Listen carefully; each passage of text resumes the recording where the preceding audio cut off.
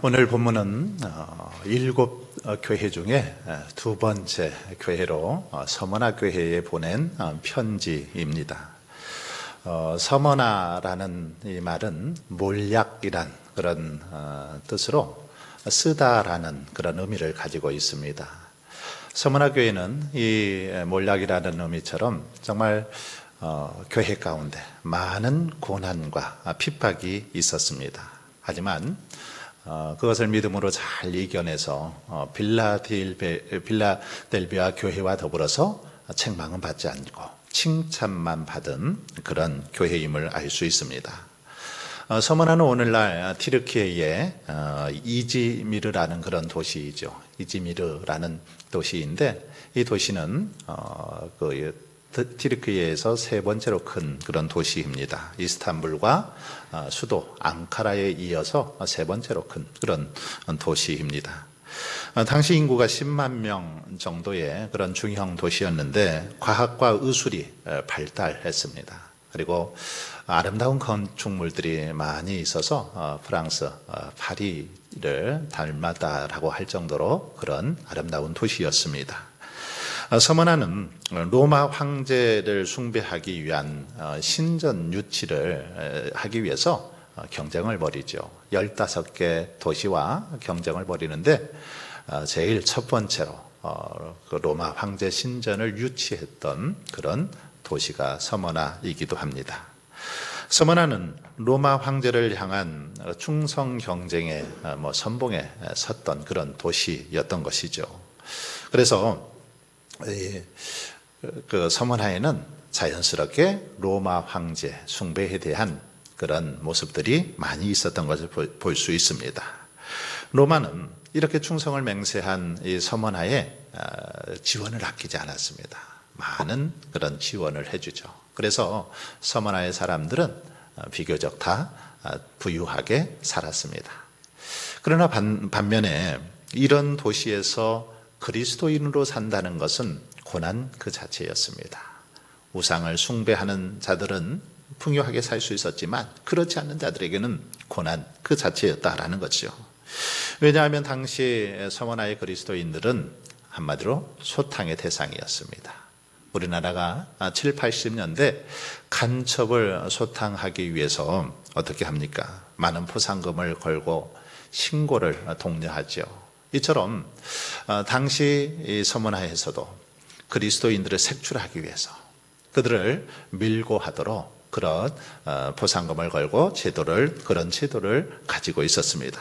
그러니 여러분 이들의 삶, 그리스도인들의 삶이 서머나에서 얼마나 불안하고 곤고했겠습니까? 그래서 오늘 본문에 보면 주님께서는 그들을 향해서 그렇게 말씀하십니다. 내가 내 환난과 궁핍을 알거니와. 그리스도인들, 서머나에서 그리스도인으로 산다라는 거, 환난 속에 살아야 했고 또 궁핍 가운데 그렇게 살아야만 했던 것입니다. 당시 로마 제국 치하에 있는 사람들은 주로 장사를 해서 생활을 했는데 장사를 하기 위해서는 상인 조합에 가입을 해야 됐습니다. 이 길드라는 그런 조합, 이 조합원이 돼야만 했던 것이죠. 그런데 문제는 이 조합에 가입하기 위해서는 로마 황제를 향해서 로마 황제는 나의 주인이십니다. 나의 주입니다. 나의 왕입니다. 이 고백을 해야 했습니다. 로마 황제, 당신은 나의 주입니다. 왕입니다. 이 고백을 하는 자들만이 조합에 가입할 수 있었다라는 것입니다. 그래서 일단 이렇게 고백을 하고 조합에 가입하게 되면 그때부터는 먹고 사는데 문제가 없었습니다.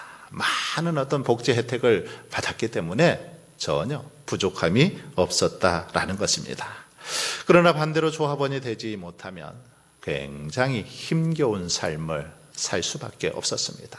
조합원이 되지 못하면 재산을 몰수당하고 장사를 할 수 없으니 먹고 살 길이 없었습니다. 그러니 결국 궁핍해질 수밖에 없었던 것이지요. 그런데 여러분 이런 상황 속에서도 이렇게 가난에도 불구하고 극심한 환난에도 불구하고 서머나 교회 성도들은 신앙을 지켰다라는 것입니다. 황제 숭배를 하지 않았다라는 거죠. 정치, 종교, 경제, 사회적으로 많은 어떤 핍박을 당하고 어려움이 있었지만 그럼에도 불구하고 그들은 자신들의 신앙을 굳게 그렇게 지켰다라는 것입니다.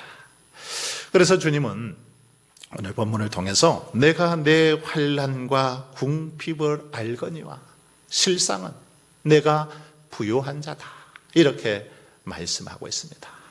너희들의 그 환난 당한 거 잘 알고 있다. 너희들의 궁핍도 잘 알고 있다. 그러면서 실상 너희들이 그렇게 궁핍하고 가난하게 살았지만 실상은 너희들이 부유한 자다라고 그렇게 칭찬하고 있습니다. 하지만 여러분, 한편으로 보면 주님의 이 칭찬, 부유한 자라고 말씀하시는 이 칭찬은 참으로 납득하기 어려운 그런 말이죠. 지금 서머나교회 성도들은 육적으로는 환난과 궁핍 가운데 놓여 있습니다. 아주 극심한 가난 가운데 하루하루가 지옥 같은 그런 삶이었습니다. 그런데도 주님은 실상은 너희들이 부유한 자다, 이렇게 말씀하고 있습니다. 무슨 말입니까? 여기서 부유하다라는 것은 물질적 부유가 아니죠. 종말론적인 관점에서 승리한 자들에게 주어지는 부유를 말하는 겁니다. 잘 견디면 이 말은 이 땅에서 다 갚아주시겠다라는 그런 말이 아닙니다. 이것은 비록 이 땅에서 환난과 핍박을 당하지만 믿음을 지키는 자는, 그럼에도 불구하고 믿음을 지키는 자는 영원한 하나님의 나라를 유업으로 받을 수 있기에 실상은 부유한 자다, 지금 그렇게 말씀하고 있는 것입니다. 여러분, 우리가 이 땅에서 겪는 고통과 환난 유한합니다. 제한적이죠. 우리가 인생 살아가면서 이런 환난, 이런 핍박 당하면 얼마나 당할 수 있을까요? 7, 80년 당하면 많이 당하는 것 같습니다. 이 땅에서 잘 참고 견디면 영원한 하나님의 나라에서 영생의 축복을 누릴 수 있습니다. 참된 부유함을 얻을 수 있다는 거죠. 서머나 교회 성도들은 이런 사실을 알았습니다. 비록 이 땅에서 7, 80년 고생하더라도, 아픔을 겪더라도 잘 참고 이겨내면 영원한 생명을 얻을 수 있다, 이 사실을 깨달았습니다. 그래서 극심한 핍박과 가난에도 불구하고 끝까지 믿음을 지켰다라는 것입니다. 환경에 굴하지 않는 견고한 신앙을 가졌습니다. 바로 이것이 서머나 교회 성도들의 신앙의 특징이었고 주님의 칭찬거리였습니다. 그들은 자신에게 닥친 환경을 탓하거나 불평하거나 원망하지 않았다라는 것이지요. 비록 어려움 속에 처해 있었지만 그러나 그 환경을 탓하지 않았습니다. 출애굽한 이스라엘 백성과는 다른 습관을 가졌던 것이죠. 즉 서머나 교회 성도들은 상황이 좋으면 좋아하고 상황이 어려우면 불평과 원망을 쏟아냈던 출애굽 당시의 이스라엘 백성들과는 차원이 다른 그런 신앙을 소유했던 것입니다.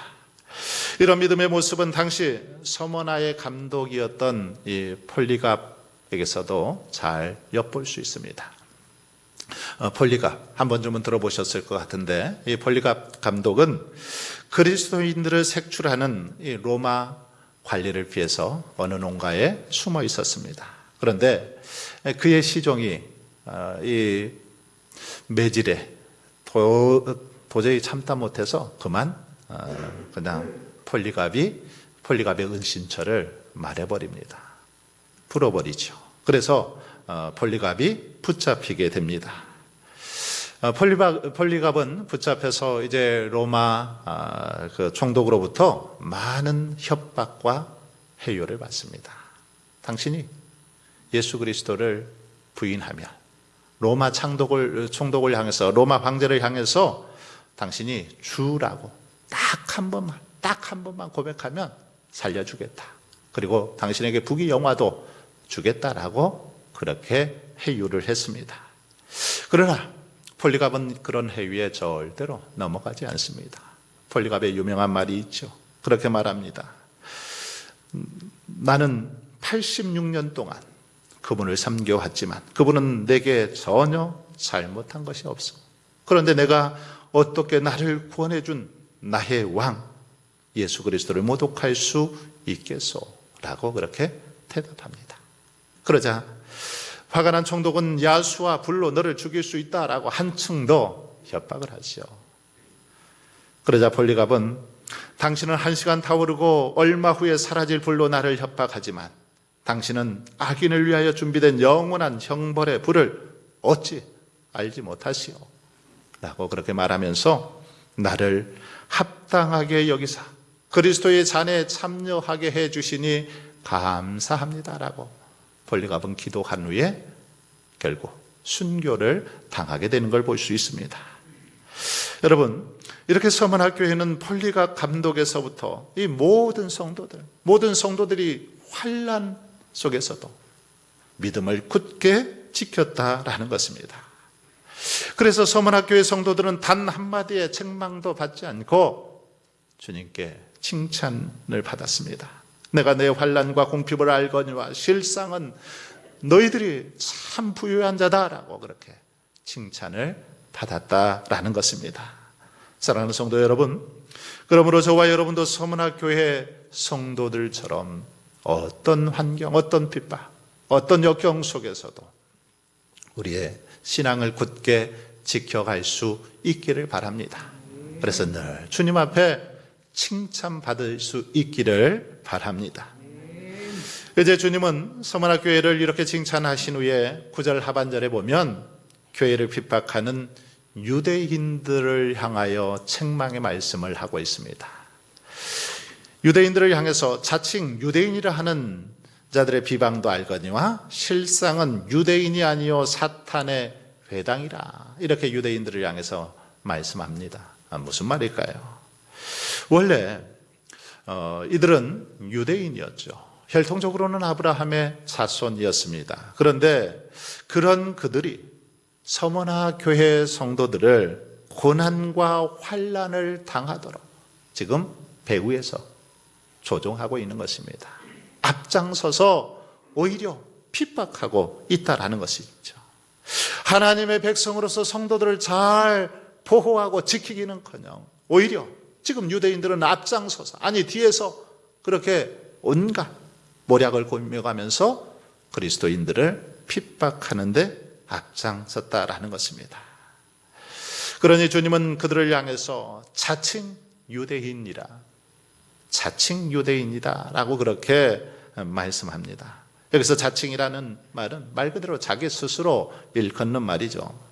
다른 사람들은 유대인이라고 인정해 주지 않는데 자기들 스스로 유대인이다 라고 그렇게 말하는 것입니다. 그런데 그들의 이러한 확신, 이것은 내부적인 확신에만 그치지 않았습니다. 그 확신을 외부로도 발산했습니다. 즉 이들은 예수를 믿고 그리스도인이 된 이방인 출신 성도들, 그들까지도 핍박하는데 앞장섰습니다.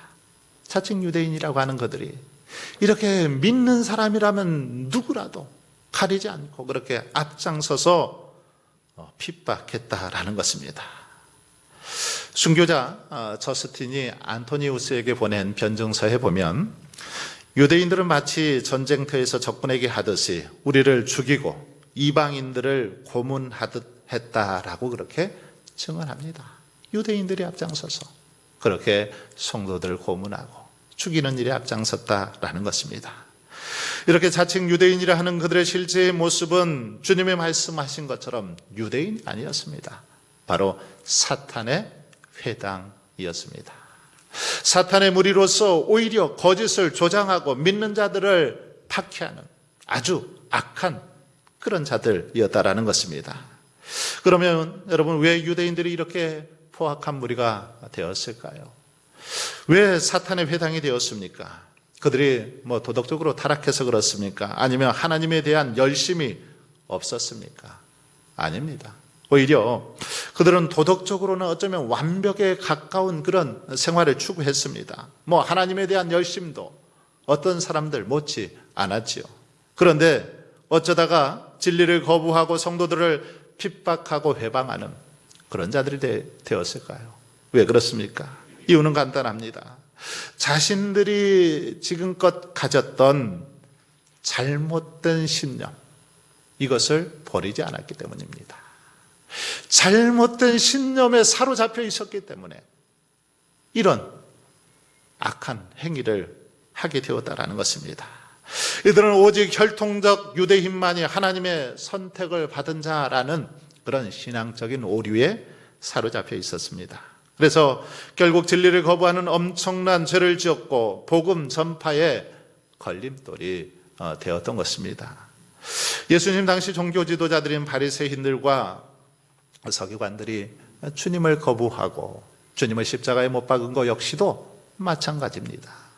신앙적인 오류에 잘못된 신념에 사로잡혔기 때문에 이들이 앞장서서 주님을 핍박하고 십자가에 못 박은 것입니다.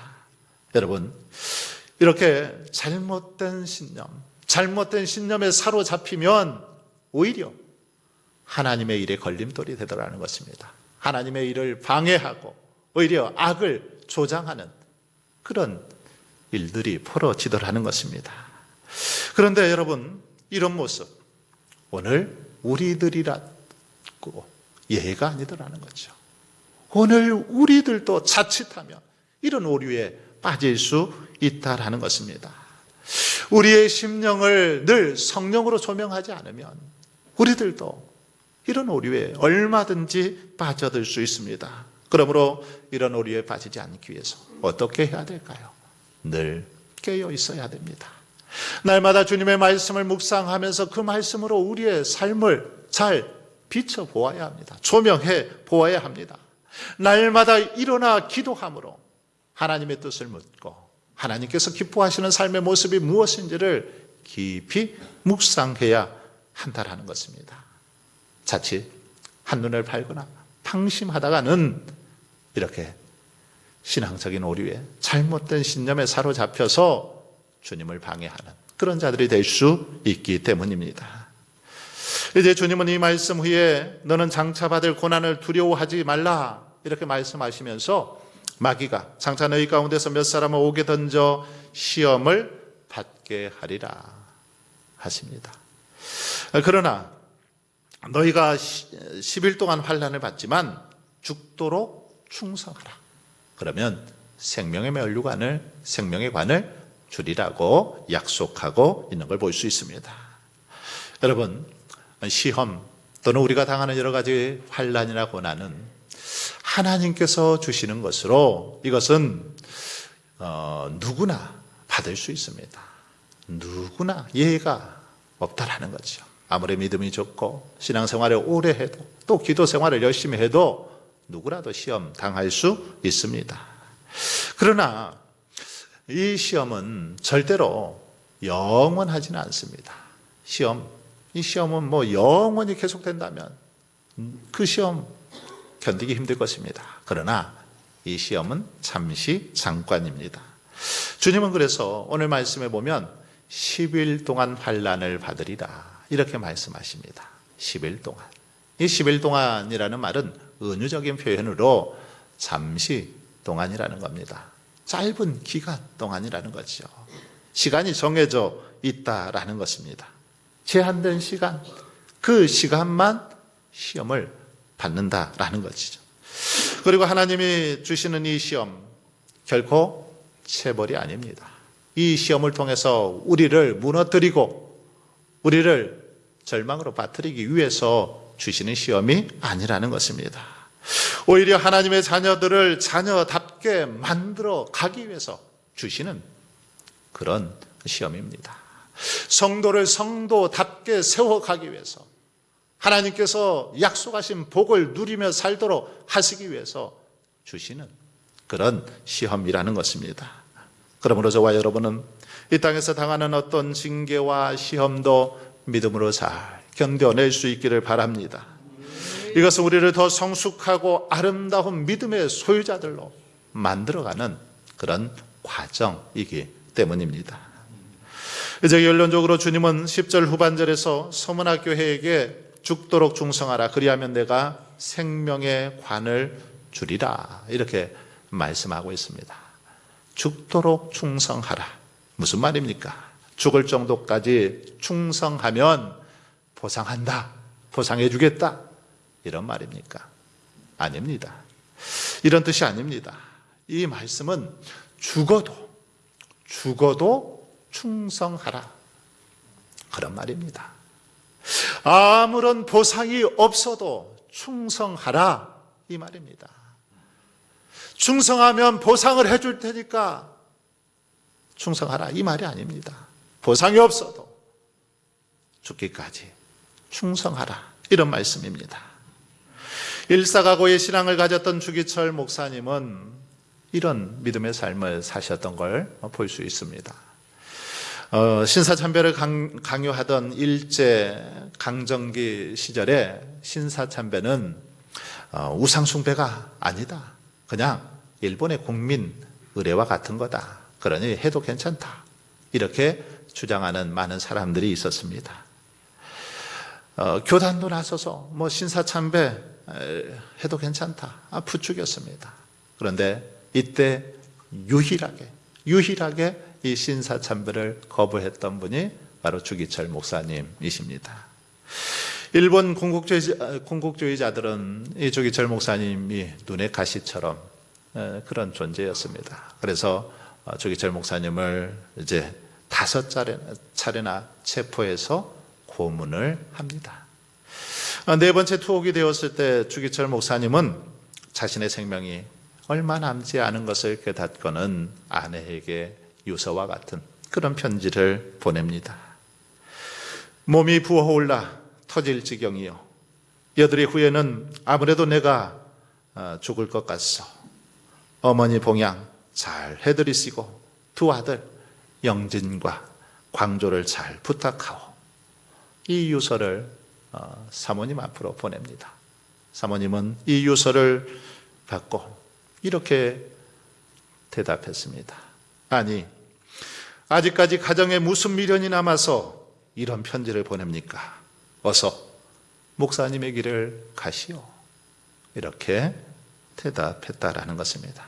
그리고 주기철 목사님은 자신의 예감대로 진달래꽃 흐드러지게 핀 4월 21일 그만 숨을 거두는 것을 볼 수 있습니다.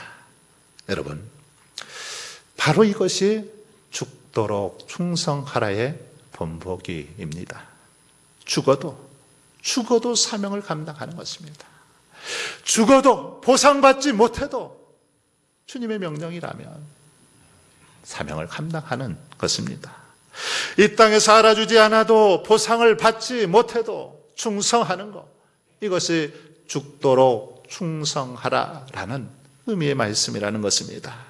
그런데 여러분, 이렇게 충성하면 주님께서는 생명의 관을 주리라고 약속하십니다.